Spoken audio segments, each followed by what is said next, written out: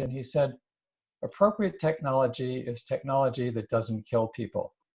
Mm-hmm. And that's a good starting point for talking about uses of science and what's involved with the Trident and nuclear weapons. We're going to be hearing from people who were sentenced in October 2019 for their nonviolent and symbolic disarmament action at the Kings Bay Naval Base in Georgia.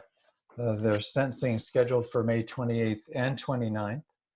And after we hear from those 6 folks, because one of them is currently in jail, Steve Kelly's been there for 2 years.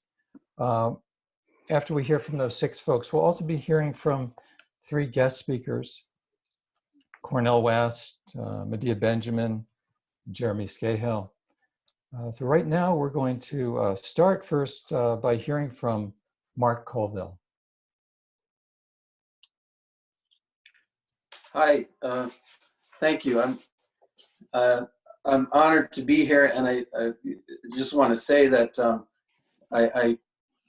whenever I talk about CodePink, I think of CodePink as a national treasure, and I deeply appreciate not only this opportunity, but all of the action that you're doing on a daily basis.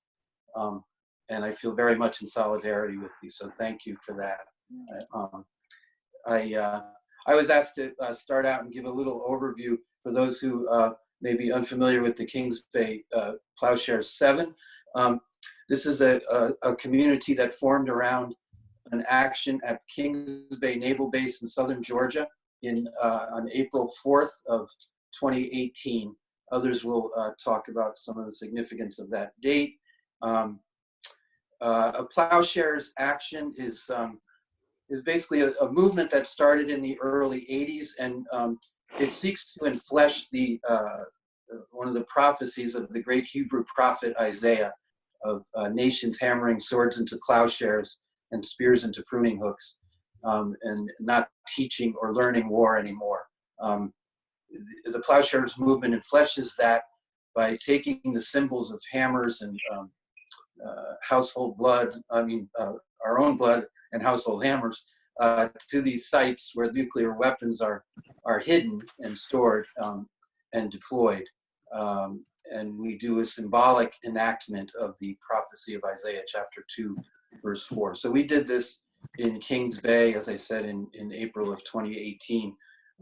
Since then, it's been quite a long journey of legal wrangling, trial, pre-trial, trial, and now we're at a point where we've all been found guilty of 3 felonies and a misdemeanor, and we're awaiting sentencing, which very well may happen. Is scheduled for the end of May, the 28th and the 29th, and we'll get into that a little more later. I want to mention 2 things that the 7 of us all have in common, and this is not common to all Plowshares actions, but first of all, we're steeped in the rich tradition of Catholic social teaching. It has informed all of our consciences, and in many ways pushed us to go down to Georgia. And secondly, all of us come from decades of walking with poor people, victims, as the Bible would use the word, the anawim of God, that we've all in various ways been walking with people who are the victims of these policies and the victims of empire, and tried to live in solidarity with them. And so when personally, I've always felt a real strong responsibility to make a connection between the Catholic worker table that I live at in New Haven, Connecticut, the Amistad Catholic Worker. We've been here since 1994. So to make a connection between our common table and Kings Bay, when I'm asked to describe what a Plowshares action is, I say to me it's an unmasking of the demon of militarism that every day lays waste to my neighborhood. That these weapons are built and developed and used without without even being launched, they're being used every day in a war against neighborhoods all over the country. It's interesting to me, and I think that the COVID pandemic here has really, it's almost like a plowshares action in the sense of this unmasking of the demon of militarism. As a culture, we've so internalized war that we've essentially lost our capacity to conceive of any kind of national or collective unity that doesn't express itself as a war on something. And these wars always, as really the Bible and Catholic social teaching tells us, that wars always, the first and the last victims of war are always the poor. And our neighborhoods have been the victims of our war making. And I'm thinking, well, particularly the most obvious one would be the war on drugs, or the war on crime.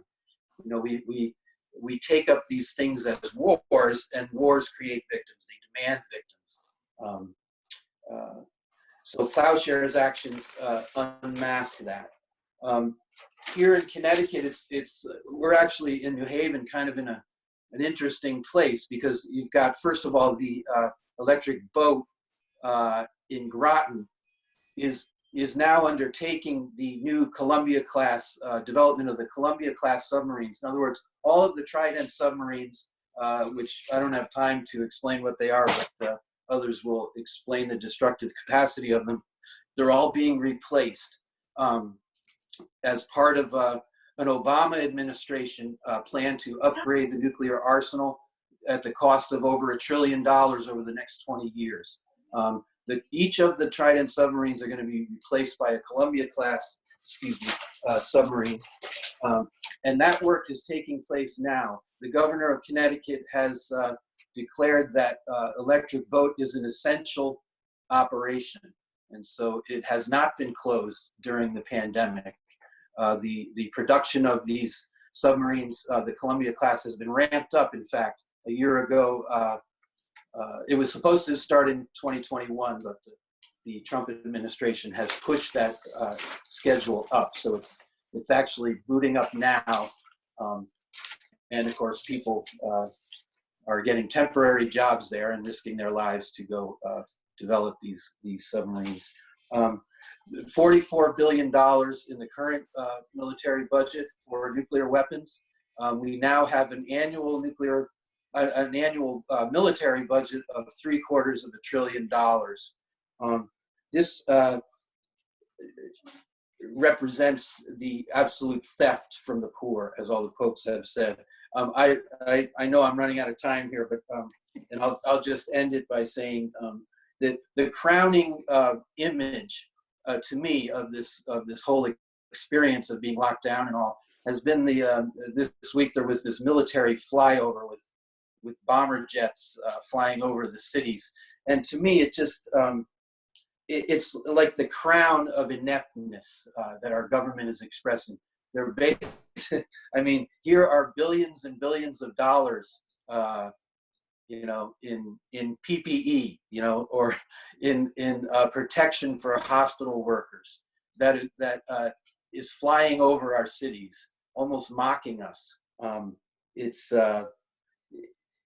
just the crowning achievement, the crowning image of the ineptness, the dysfunction, and the bankruptcy of this government to do anything functional, because we have sold our souls to the military-industrial complex. We don't know how to do anything else with war. I'll leave it there for the moment. Thank you. Thank you. Thank you, Mark. And now we're going to hear from Patrick O'Neill from the Father Charlie Mulholland Catholic worker in Garner, North Carolina. Morning, everybody. Well, good afternoon, everybody. I want to give a plug to the War Resisters League. You can just see my shirt there. One of the organizations in New York that really helped to introduce me to working for peace and justice, and remembering all the wonderful people I worked with there over the years. As all of you know, our action happened in what is referred to as the Deep South. And in the Deep South, we're right on the Florida border, on the on the eastern shore of Georgia, there's a real remnant of slavery and the legacy of oppression, chattel. It's still there. It's still there, and it's still very much alive and active there. So we went to this place where for 35 years, Trident submarines were floating in the harbor in St. Mary's, Georgia. And for the first time in 35 years, intruders came on this Navy base. And it has absolutely been shocking to the people there. It's really very rare that I come across anybody down in South Georgia who really has a understanding politically or theologically of what the seven of us did and why we did it. And it's important to realize that what are you on? At first I'm sort of frustrated that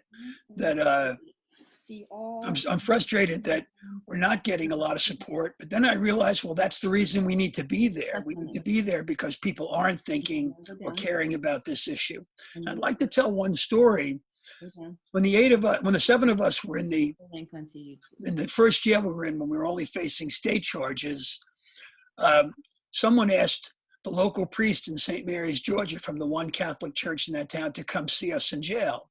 So we had to segregate by gender, but the four of us, the men, Carmen, Mark, Steve, and I, met this priest. He had a little Eucharistic service, gave us Holy Communion, prayed with us. And then I kind of thought, well, maybe he's just going to leave now, because I'd heard from one of the members of his parish that he'd already preached against us, having not met us. But the thing was, he was curious, and he said to us, your action has caused me some problems at my parish, because people ask me, how can 7 Catholics break into the subbase and destroy government property and claim to be doing it in the name of Jesus? And he said, I don't know what to tell them. And that was the fascinating part. He didn't know what to tell them. But the good thing was, for 30 minutes, he listened to us. And Steve, a theologian, Steve Kelly, kind of spoke in his language, his theological language. And for 30 minutes, he just listened to us. The only disclaimer he had was in the middle of the whole thing. He just said, I don't even believe in guns. But he listened very carefully, and remarkably, 30 minutes later, he completely understood us theologically and politically. Not that he necessarily joined our support group or anything like that. In fact, we never heard from him again. I sent him emails and didn't hear from him. But the point was that he did get it. But of course, we don't have time to speak to all the people in South Georgia and elsewhere about the motivations of our action. A lot of people won't listen. But the thing that struck me was, this man lived in a rectory that literally overlooked the Kings Bay inlet. And he possibly could see Trident submarines floating by, if not very close by. He knew they were there. And it never had occurred to him that the entire livelihood and economic well-being of the city where he was a shepherd was predicated on the end of the world. That's what Trident is. Trident is the end of the world. The Trident system can end life as we know it on planet Earth. And this is the case in all countries that are nuclear countries. Their governments tell the citizens the same thing. Don't worry, mutually assured destruction will save us. So basically what citizens are being told in South Georgia and all through the United States and Canada and Russia and all the other countries that have nuclear arms is, don't worry, mutually assured destruction will last in perpetuity. And essentially our nuclear weapons are just props. No one would use them because they know the dangers of that. And of course, this argument that the policy of MAD can save us has really stuck. People believe this. People have now gotten to a point where living on 24/7 alert for total devastation of our planet has become normal. Nobody seems to want to resist that. And I'm thinking, that in June 12th, 1982, many people were in New York when 700,000 people marched against nuclear weapons on the United Nations. There was an awareness that we don't have now. For some reason, we have been lulled into some sense of buying into this huge lie that these weapons can save us, or at least keep us safe. Our job, as workers for peace, to end the climate change, to work to change life as we know it on the planet so that we can survive and go on. So there'll be a life for my 8 children and my 2 grandchildren. And we have 22 children among us, the 7 Kings Bay Plowshares, is that we can somehow reach people who believe that nuclear weapons are a normal part of life, and also get people to sort of look at the military-industrial complex with a critical eye. When Mark talks about this $1 trillion to make a whole new series of Trident submarines, where's the outrage? You don't hear anybody clamoring against this, and people have bought into this.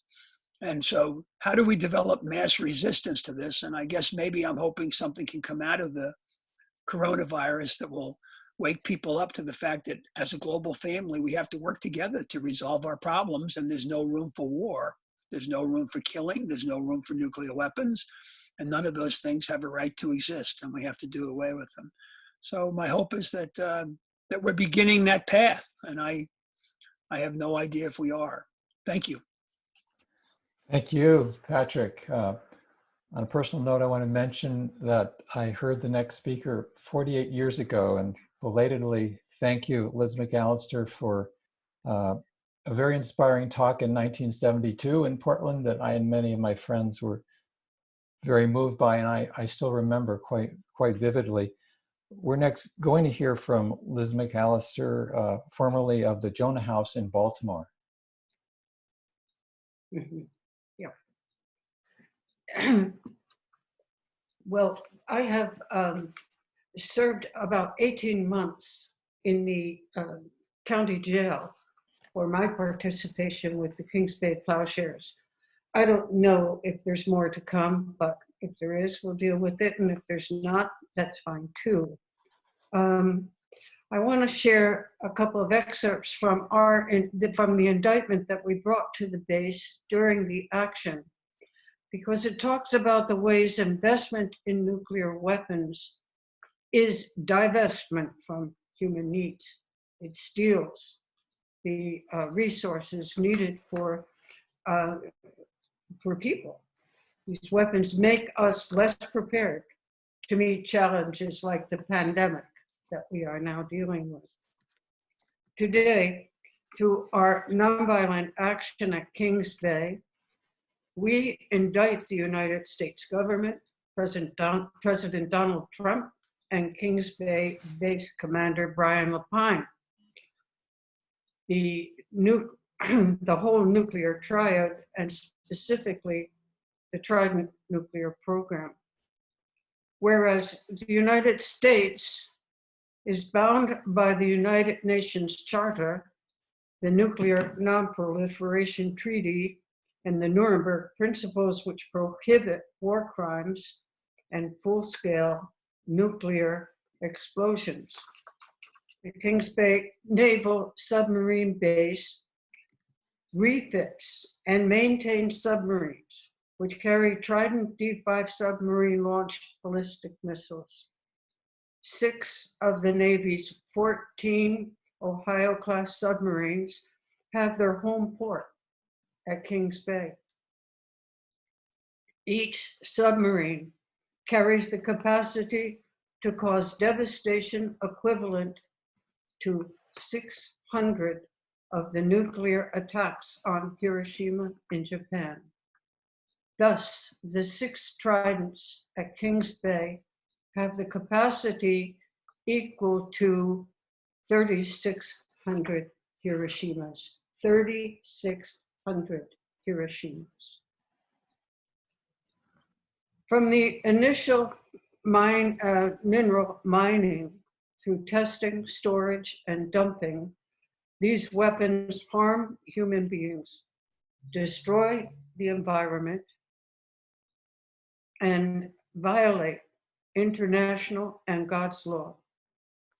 Moreover, each day, the environment,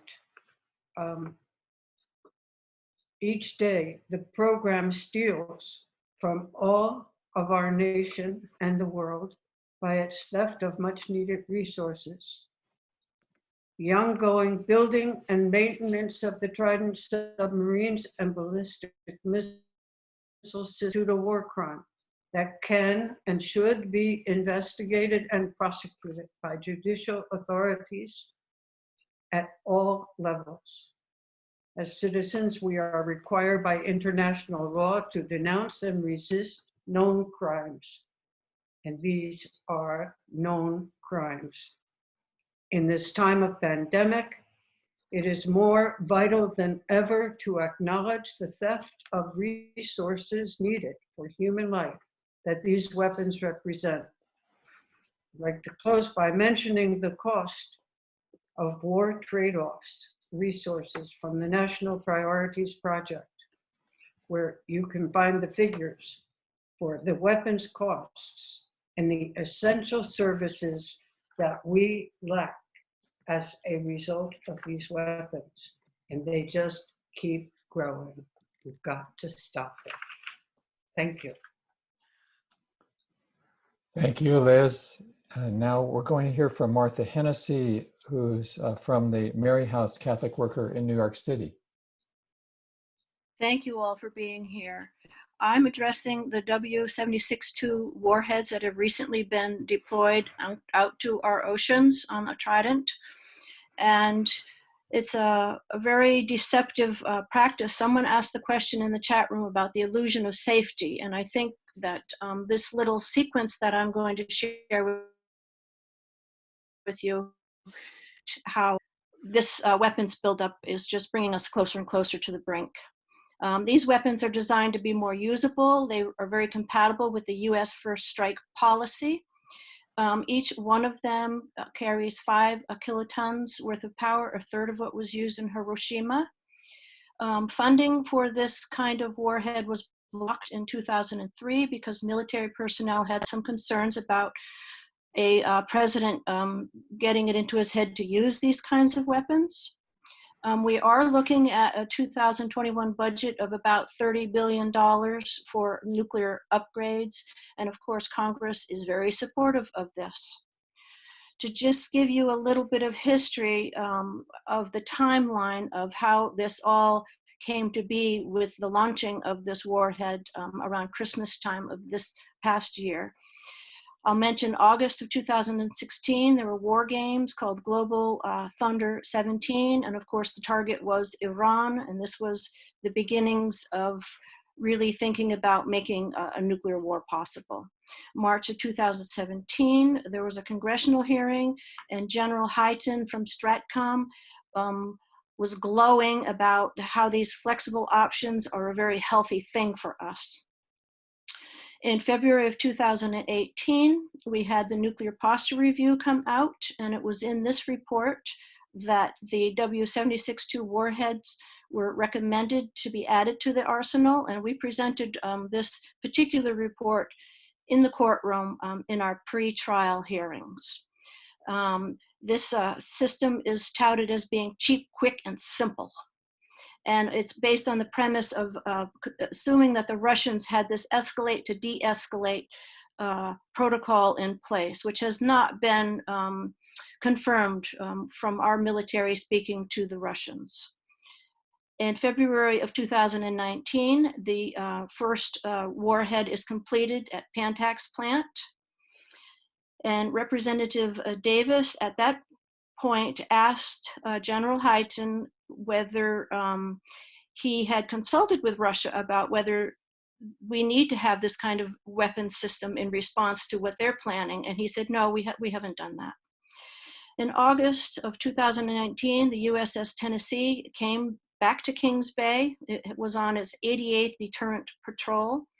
And it was sent there in preparation for taking on this warhead. In August of 2019, that same month, it came into the dry dock for maintenance and for refitting. And in August 19th, there was congressional hearings, and the House Democrats pretty much caved into the funding of this particular project, despite saying that the nuclear threshold is increased and being decreased, and the danger is increasing. And by September of 2019, the warheads were delivered to the Navy. These weapons are under the Navy's auspices.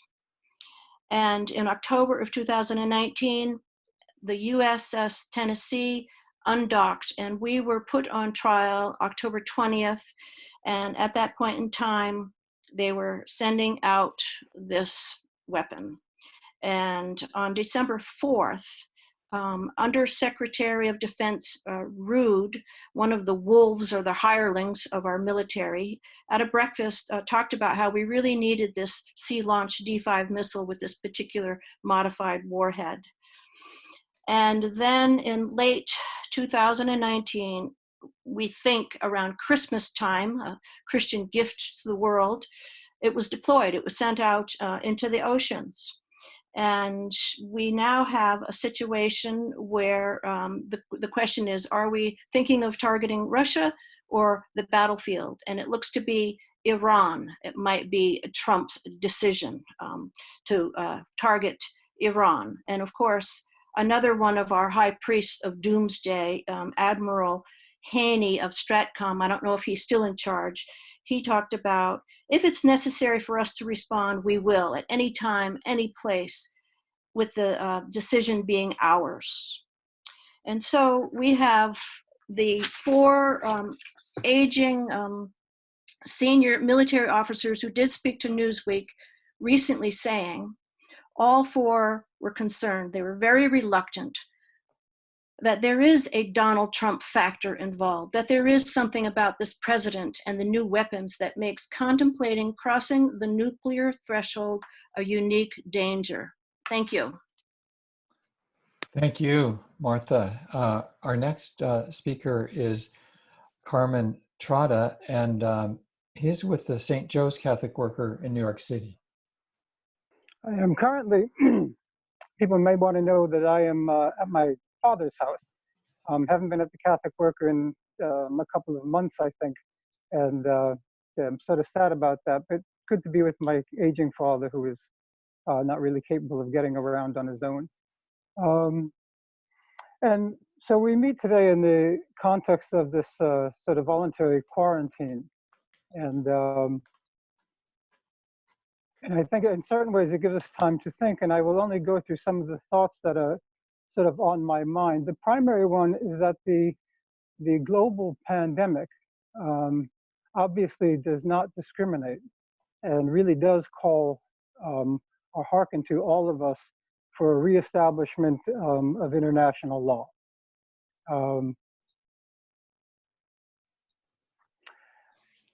My thoughts also tend to, are sort of brooding in terms of our nation's denial of our culture as a sort of level four cancer. I remember Claire Grady at one point saying that free market capitalism is like cancer, it's unrestricted growth. And I wonder about the unrestricted nature of that, whether it comes out of ignorance, a sort of cultivated ignorance, cultivated by nationalist propaganda, cultivated by corporate media, and by the majority really of churches and parishes. If you go to church in New York City at St. Patrick's, and you will see that the front of the church is lined by police cars, and they pray routinely that we not be the victims of domestic terrorism. But they never think to pray for an end to American terrorism. That thought never seems to pass. I then also think of whether or not we have, people are so addicted to a sort of culture, do they then bear no responsibility? Are rank and file Americans simply complicit? Complicit in the provocation of climate change, complicit in leading us to a nation which is, according to the Bulletin of American Scientists, 100 minutes to midnight, meaning closer to nuclear war than we have ever been. unaware of all the various conflicts that we are in, including the coups, recent coups from Honduras to Venezuela.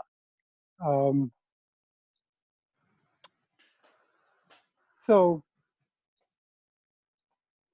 my hope is that we can begin to face the truth, and that in a certain way, the community that is gathering here before you today, including the guests that we'll see momentarily, are an alternative to a re-embracing of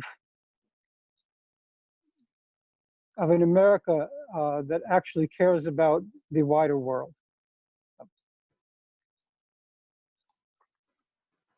Thank you. Thank you, Carmen. Our next speaker is Claire Grady with the Ithaca Catholic Worker in New York. Hi, Norman, and hi to everyone. I'm glad we're all together here today. I live in Ithaca, New York, where it is snowing on and off in May, and this is Cayuga land in Haudenosaunee territory. In this time of COVID, there is a lot being revealed, and I truly believe that what is revealed can be healed. Another way of saying that is maybe the truth shall set us free. I was reminded by a friend's words yesterday that the truth is worth repeating. So I'll be repeating a few truths as I understand them. Truth. Trident is the most deadly weapon on the planet. My government possesses 14 of them. 6 of them are home ported at Kings Bay. Truth. The Pentagon's vision for 2020, this year, written about 20 years ago, states clearly and unabashedly that the division between the haves and have-nots on this planet will be greater than it ever was.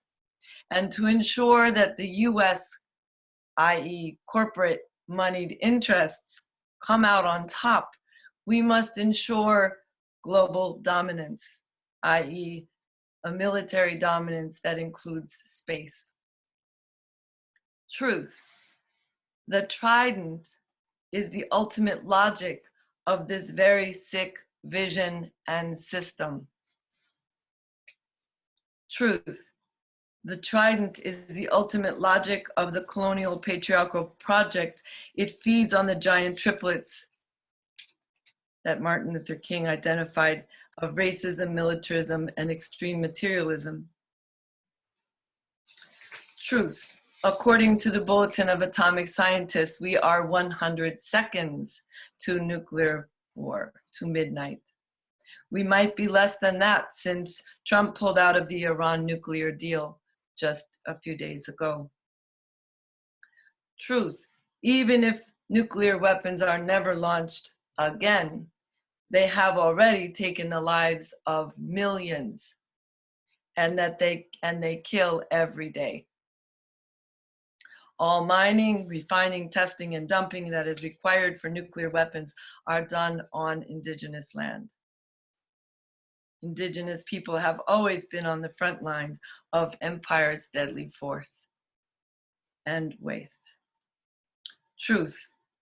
The trillions of dollars that we spend to maintain nuclear weapons is money that is stolen from the people and our precious planet. Truth. Nuclear weapons are the biggest bully stick on the planet. They are the necessary piece in maintaining, enforcing global dominance that functions for the express purpose of extraction, i.e. stealing of other people's land, labor, and lives. Truth. Nuclear weapons are like a cocked gun held to the head of the planet. When you hold a gun to someone's head, even if you never pull the trigger, you are using that gun. We have choices. As a first world white woman of privilege, I choose to join my friends in standing in and continuing a very long tradition of sacramental prophetic practice. To take up nonviolent symbolic disarmament of Trident, a weapon that enforces the violent systems that are killing the planet and her people every day. I choose to disarm and live. Thank you. Thank you. Thank you, Claire. And now we're going to hear from 3 guest speakers, all of them authors. And first one, I believe he'll be on by telephone, is the scholar, activist, and social critic, Dr. Cornel West. Well, can you hear me all right? Yes. My brothers and sisters? Well, let me just first say that it is more than a blessing to be here and to be able to salute my brothers and sisters, courageous, visionary, willing to put their bodies on the line for love and justice for each and every one of us. And what I wanted to do is just to give it in my offering in the form of a revolutionary prayer. And so if all of us are willing to bow, I will proceed. Dear God, we come with humble hearts and sincere souls in the midst of a decaying and declining American empire, drunk with greed, corruption, hatred, indifference, callousness. I want you to be with my precious comrades, Kings Bay Plowshares 7, and all who support them, to enable them, to empower them, to enhance their ability to do thy will in the form of their sacramental prophetic tradition that reminds us of what Martin Luther King Jr. said when he said the choice is between nonviolence and non-existence. To keep alive the memories of our dear sister Dorothy Day. We know our dear sister Martha is directly related to our dear sister Dorothy Day. I was blessed to see in New York. But all who build on their legacy, the Rabbi Abraham Joshua Heschel, of Fannie Lou Hamer. Dear Lord, in such a grim and bleak time, to know there are still some who decide to live in the world but not of it. To be true to thy kingdom, intervening in such a moment of overwhelming darkness, but to be a light of love, a light of courage, a light of solidarity that could look a financialized capitalism where Wall Street is in the driver's seat and say, no, we refuse to comply. Who can look in the face of a militarized nation state that internally could promote and enact the largest prison system in the history of the world, a mass incarceration regime, and externally engage in the dropping of drones on innocent peoples, keeping their 800 military units in place, the very militarism that Martin Luther King Jr. and Dorothy Day and the others reminded us to keep track of, to never allow it to become so routinized and normalized that we accept it as a given. And then the commodification of our culture, of every nook and cranny, of everything and everybody being for sale, that generates the spiritual emptiness and vacuity, the callousness, the indifference to the suffering of others, that blinds us to the truth. And the condition of truth is always to allow suffering to speak, that blinds us to a quest for goodness, to thinking that in the face of evil we are impotent. No, what seems to be so feeble, just like the cross, can become a source of tremendous power, just like resurrection Easter. Thank you, Lord, for these special ones who have decided in our midst to bear witness to go to jail, to keep smiles on their faces, and love in their hearts, and justice in their souls. I ask this prayer in the name of Jesus. And for those who are in any way offended by Christian sensibility, I want to say, in the name of God, we embrace all. But as Christians, as Catholics, as Protestants, we connect the foot of the cross to the vision of these seven, this day, at this time. Amen. Thank you, Cornel. And our next speaker is Medea Benjamin, co-founder of CodePink and activist for a very long time. Thank you so much for giving me this opportunity to be with you. I'm so moved by all of the talks that you gave and so moved by your actions. I just was reading a CNN piece that came out that was about the US weapon sales that went to Yemen. And the title of it was "Sold to an Ally," the ally being Saudi Arabia, and ended up in the hands of our enemies. And just to take that apart for a minute, it talked about how the poor country of Yemen was littered with US tanks made by US workers that you could go into the marketplace where people could not afford enough food to feed themselves, but you could buy US-made assault weapons, and that you could even buy Tomahawk missiles. So I just felt so disgusted by this, the scenes of these weapons made by the hands of US workers that are in a country where millions of people are starving because of our sale of these weapons to the Saudis. And you in the Plowshares 7 make it so clear to us that our enemies are not the Houthis, who 99% of Americans have no idea who they are. Our enemies are not the Iranians, they're not the Venezuelans, they're not the Russians or the Chinese. Our enemies are this military-industrial complex, but as you point out so well, it's also the ignorance and the apathy. But I want to take a moment to also look at who are our allies, because I think that sometimes we become so overwhelmed by this military-industrial complex.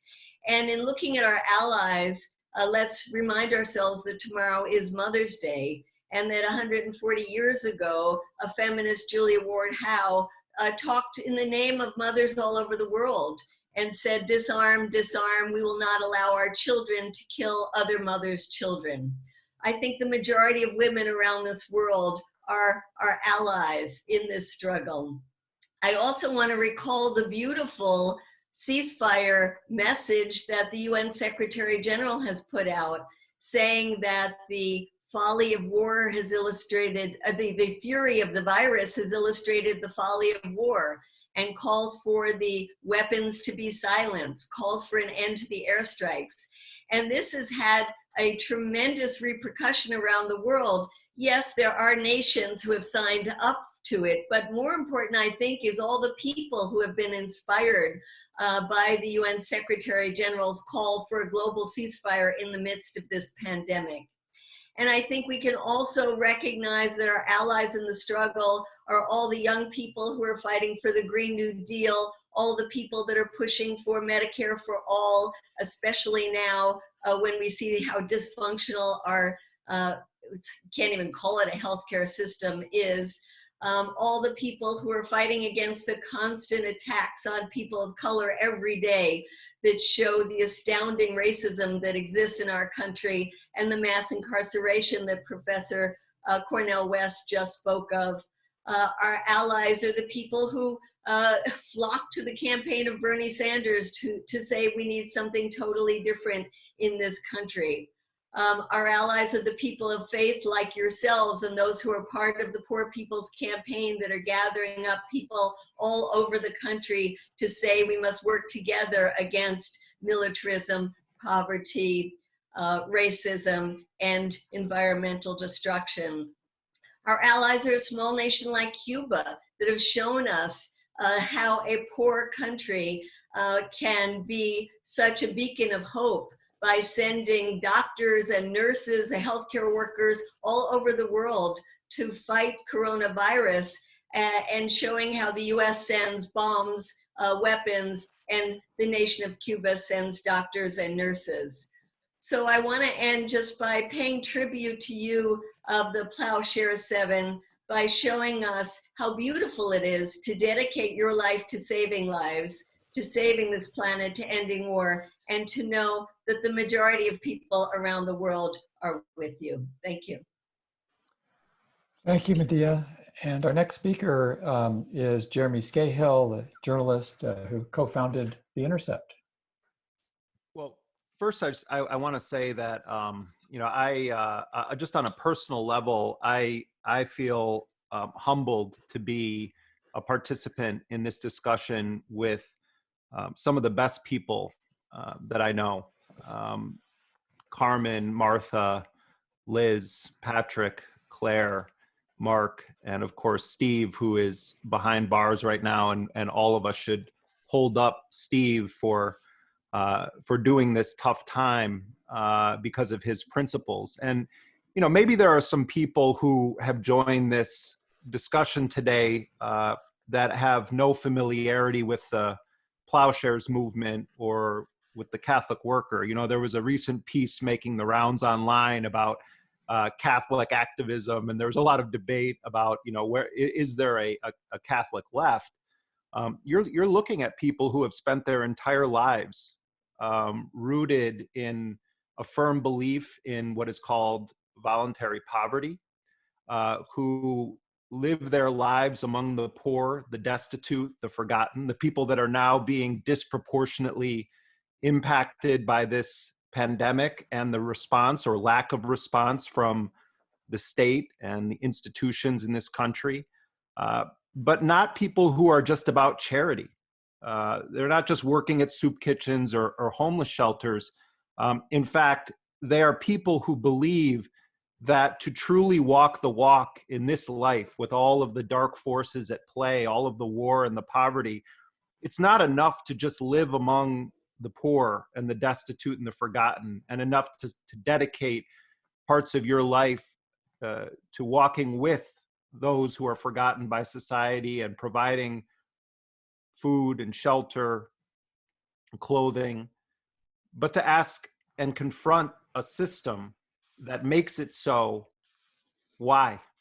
Why do we have a right to do anything on this earth except fight against those who want to take from the earth and to place others in positions of war or poverty or being targets of naturally occurring crises that are made infinitely worse by those in power? You know, there's a lot of talk about this election, and I think it's a stunning, devastating commentary that the best that the institutional elite of the Democratic Party could come up with as a response to this authoritarian, this reckless grifter who has sought to use the presidency for his personal benefit while threatening the annihilation of the world from his Twitter account, that the best that the party could come up with, that Barack Obama personally lobbied in secret behind the scenes to make the candidate, is Joe Biden.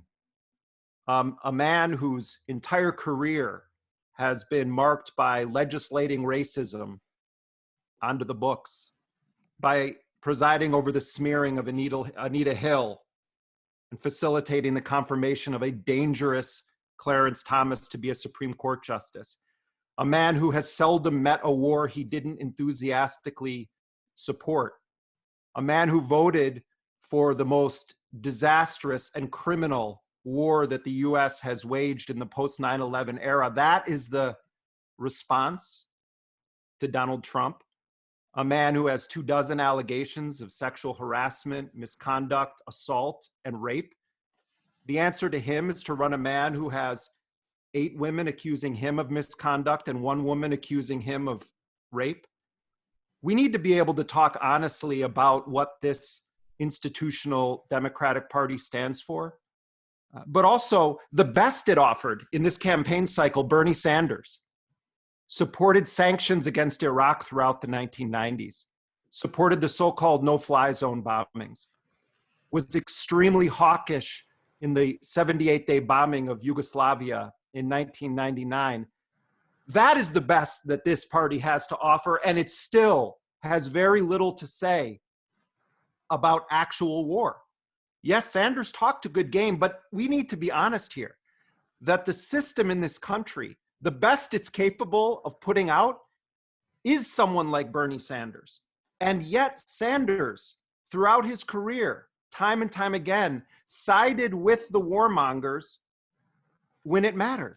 Yeah, he stood up against the Iraq War, but he didn't stand with Barbara Lee when she stood up against the Forever War. I bring this up not to bash Bernie Sanders.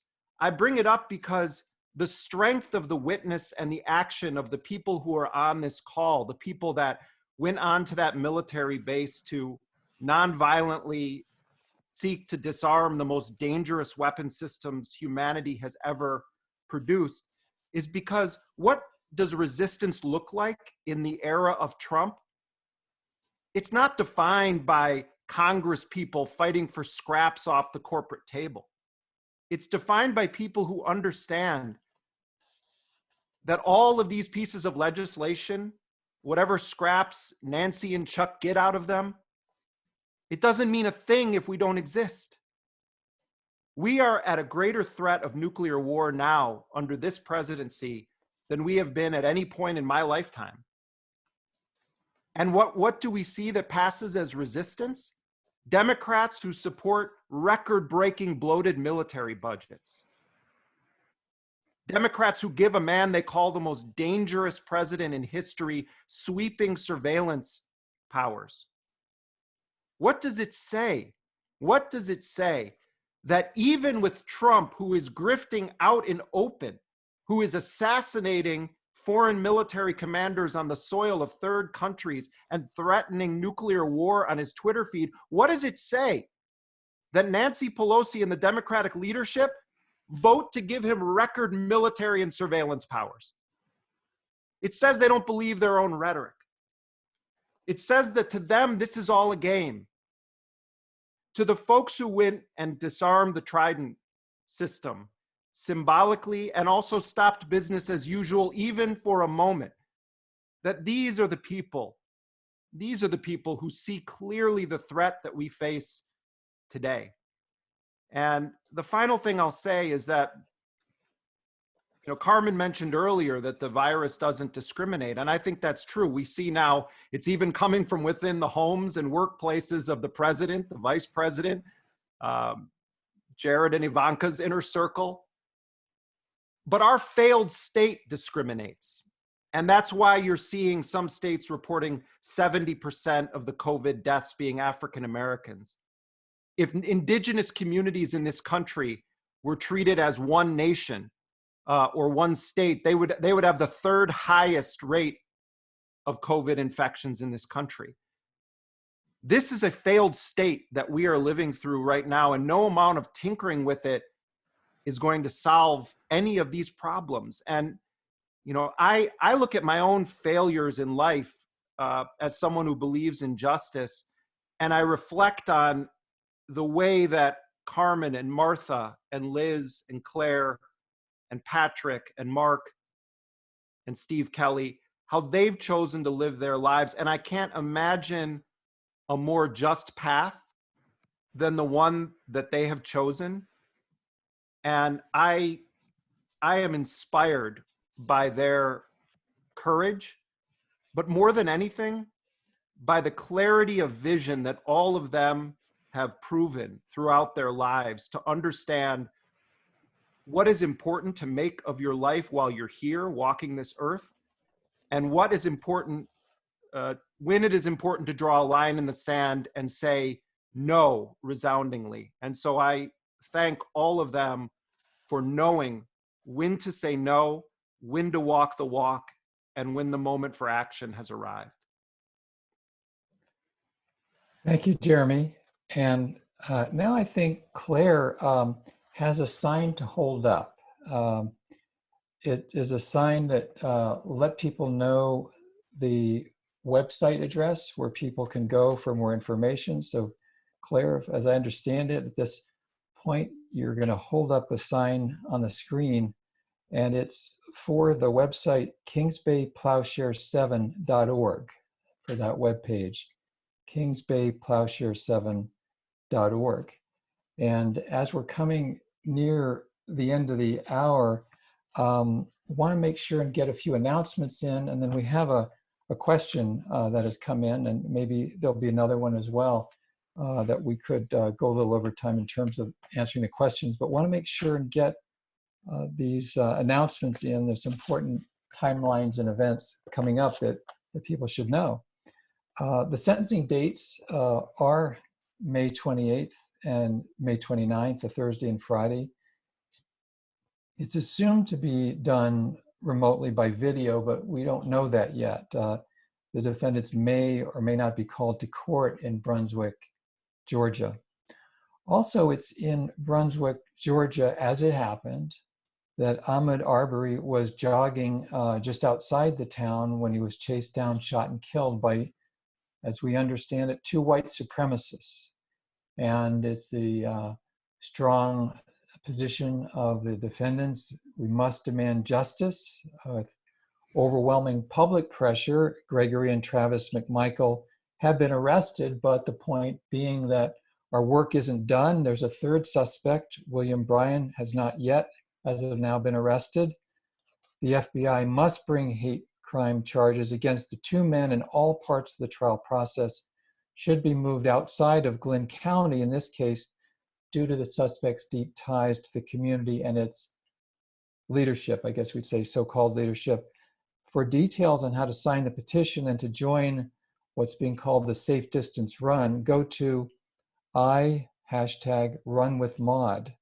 And I assume that's on Twitter for actions this weekend. And a reminder to explore the website, and you can get involved.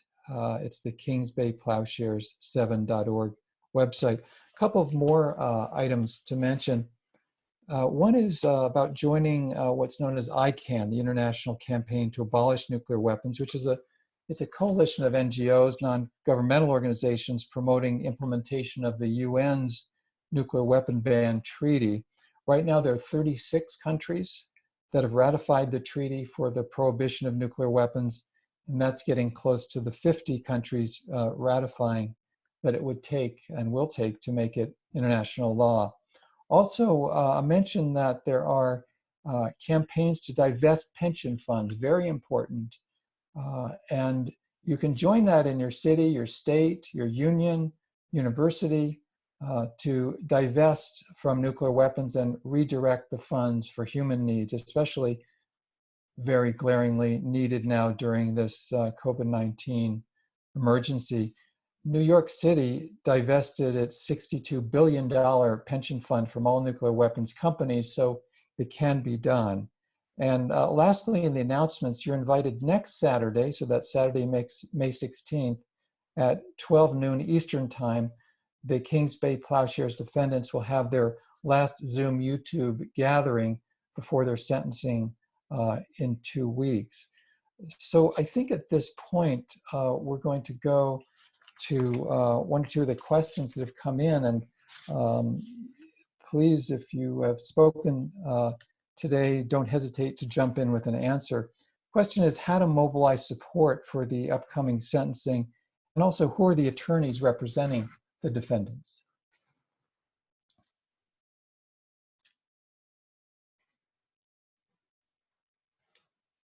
Does somebody want to respond to that?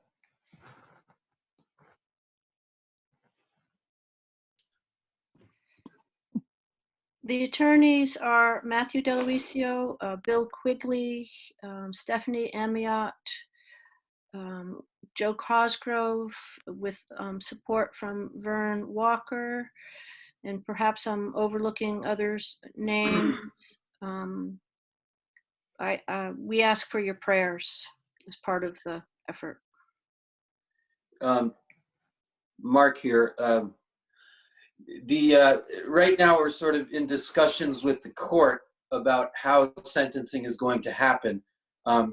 Many of us have expressed that we have no intention or desire to travel to Georgia under current conditions.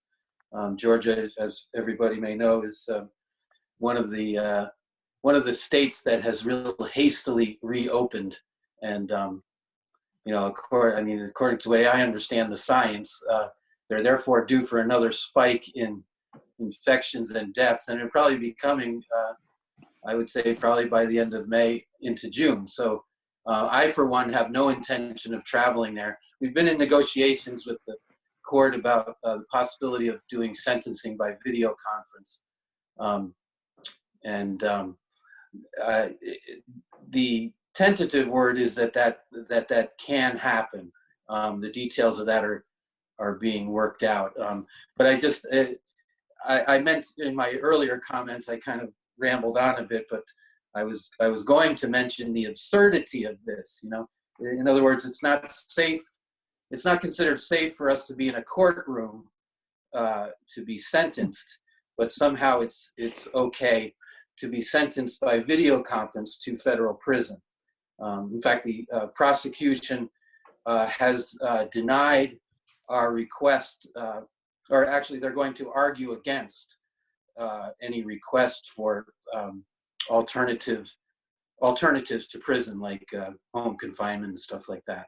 So it goes right back to the heart of this issue from our perspective. How it's kind of a blessing for us in many ways to be caught up in this same system that victimizes the people that we walk with every day. It's kind of a rare experience, particularly for a white male, to be thrown into that bin, and so, given who we are and where we're coming from, I think it's we consider it in many ways a blessing to be able to see the world from that perspective. But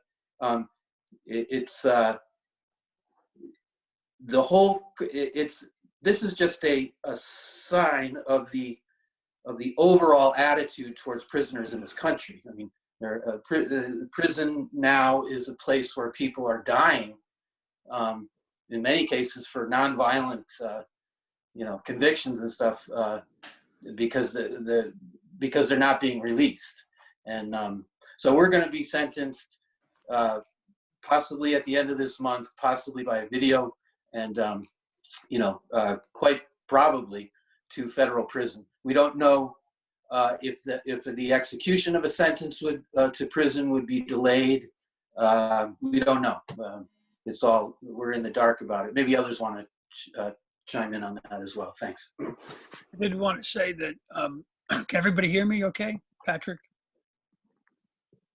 Liz McAllister's husband, Philip, the late Philip Berrigan, spent 11 years of his life incarcerated for witnessing against nuclear weapons. And when he was on 60 Minutes and he was being questioned, he said it was a small price to pay to go to prison for resisting war and nuclear weapons. And I asked him one time, how come he kept going back to the Pentagon and getting arrested? Because there was even a time when Phil and Liz got arrested together at the Pentagon, and the Washington Post wrote nothing about it. And Phil said, we go to the Pentagon because we're their only access to the truth. And when Phil was asked by a reporter from the Orlando Sentinel how long he and Liz had been separated by jail and prison, he told them about half their marriage. And he said, we don't want to appear heroic. The sacrifices which people make for war every day are far more grievous than what we have done. And all of us recognize Phil as a mentor, and his courage inspires us as we go forward to sentencing. I I want to chime in with two things. One, lest we forget Jason Clark, who's the local lawyer, maybe Jason is one of the lawyers that came forward on his own from Brunswick, who not only embraced us as a lawyer, but as a fellow Catholic, who resonated with our sacramental prophetic work. But his reputation stood on its own within the jail where I was in Glenn County. The women who lived on the receiving end of that kind of justice all spoke of Jason Clark and his wife Susan as being their best advocates always, that it was pro bono work if they didn't have any money, and that he always helped them and loved their babies as well as them. So Jason, I want to lift up Jason and Susan and their children and their little baby Randall, who's still needing our prayers. But also there are several people on this thread who are working diligently as we are to get prisoners out of prison now. COVID plus prison equal death, and we know that, but even more. So there's many local campaigns, statewide campaigns, and national campaigns, and you simply need to Google it, and there's so many ways that you can make a difference by making calls, by supporting families, and so on. But I want to say for myself that taking up this work of holding myself accountable for the big crimes of killing and stealing on this big scale, that's what I call crime. As I got older, and specifically as I was experiencing prison on the receiving end of it or inside the cell block, I realized, wow, everybody I've ever been in prison with is on the receiving end of that crime. And that when we hold ourselves accountable for the big crime, we'll stop scapegoating those who we call criminals, who are living right now, 2.3 million US people in prison, and growing. So that's a really necessary complement to this conversation of setting prisoners free as a matter of justice, as a matter of right relationship, as a matter of reframing what is crime and what is criminal and who are the criminals. Thank you. And the last question we had that did come in really follows on with that, and it is a question about just how to push for compassionate release of people who are incarcerated, and then the broader question of de-incarcerating, if that's a word, de-incarcerating the society. I wonder if somebody wants to address that. Prisons and jails are death traps, and unfortunately governors all over the country, where we have 2.3 million people under lock and key, are basically refusing to let people out of these prisons and just allowing the virus to spread. The vast majority of people in prison are there for nonviolent reasons. It would be very easy to reduce the prison populations, never to a point where it would be safe to be in prison, but where it would be basic humanity. It's very, very clear when Jesus speaks about the outcasts, who they are. These people in prison are being left to die. At the prison in North Carolina, where I'm still expecting to be designated, Butner Prison, where Bernie Madoff is, we've already had 6 deaths. The 6th death was of a man who was in on a marijuana distribution charge, 73 years old, with a pre-existing medical condition. This is happening all over. It's an absolute national shame and not getting much attention. Thank you. And I do want to mention that we're going, glad to be going a few minutes over time. And now Cornel West has some words to say here from the telephone. Well, again, I'm just fired up by our coming together. I mean, this kind of solidarity is such genuine love and service and willingness to sacrifice. And for the 7 who will be at the center of my own prayers and thoughts and efforts to, in some way, be true to what you're being true to.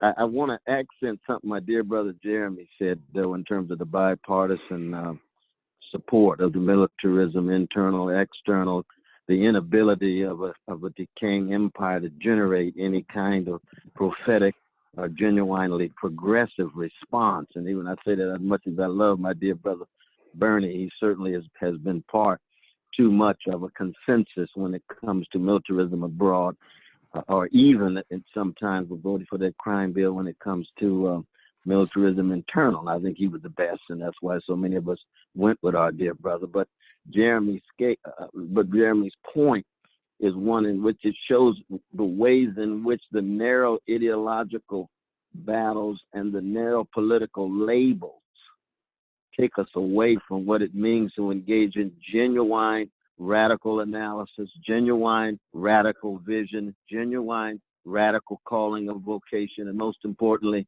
radical love connected to radical struggle for freedom and justice.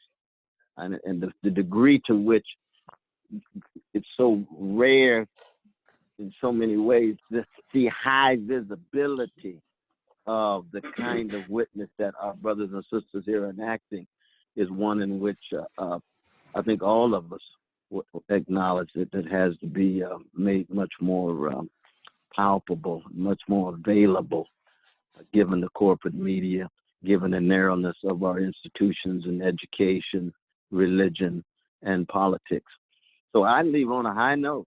I leave on a note of revolutionary joy and revolutionary energy and revolutionary love. And for me, again, as a Christian, it has so much to do with the cross and what it means to incarnate what you really are committed to in body, heart, soul, mind, in body of community, in bodies of various folk coming together to struggle.